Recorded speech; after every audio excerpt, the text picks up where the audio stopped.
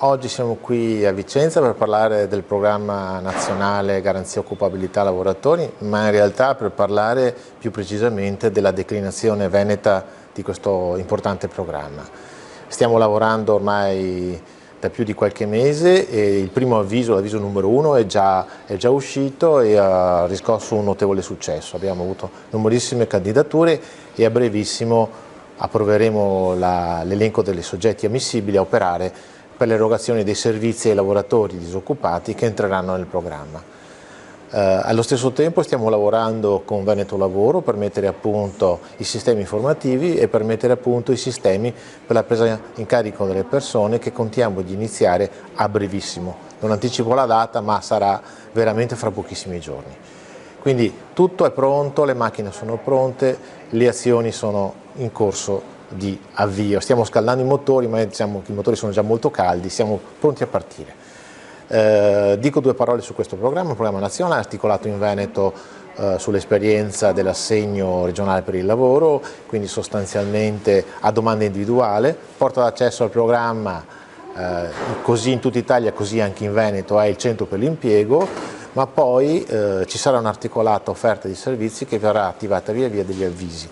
In questo momento l'avviso numero 1 intanto attiva gli operatori accreditati per i servizi al lavoro per l'erogazione dei percorsi 1 e 2, che ricordo sono il percorso di inserimento lavorativo e il percorso di upskilling.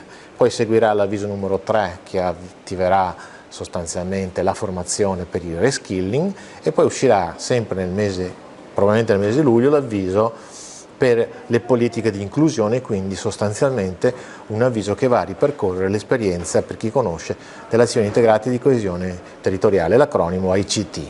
Nel mese di settembre adotteremo infine l'avviso che riguarda le politiche di outplacement. In questo momento l'outplacement è già coperto da un bando regionale sull'FSC, in continuità ci sarà un bando sul GOL PNR, ricordo che il GOL è PNRR, e sostanzialmente andremo anche a coprire quest'ultimo segmento che è il percorso 5.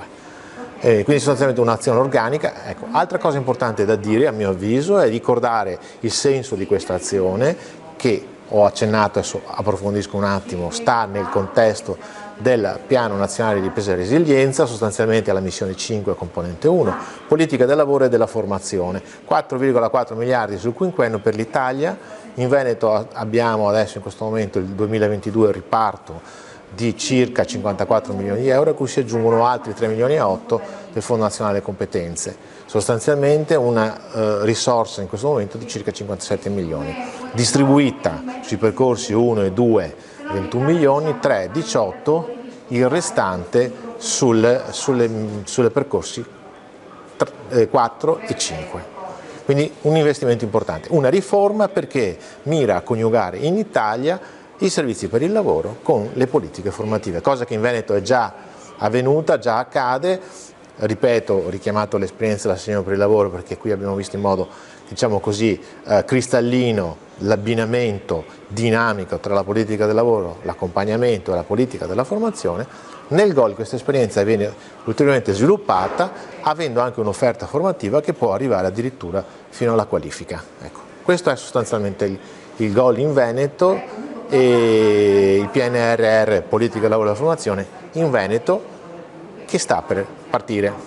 Altro aspetto importante da sottolineare è che il GOL, già il programma nazionale lo prevede, valorizza la cooperazione pubblico e privato, ma in Veneto questo, diciamo, piove sul bagnato perché la cooperazione pubblico-privato in Veneto è una realtà sin dal 2009, quando la legge sul mercato del lavoro scrisse appunto questo principio fondante.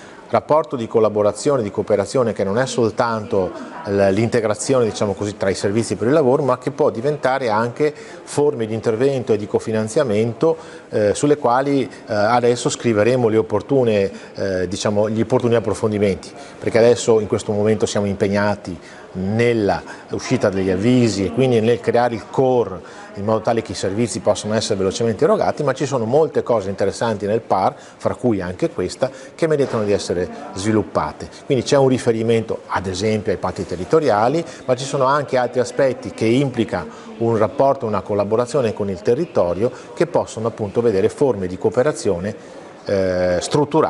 strutturate e strutturali fra il pubblico e il privato.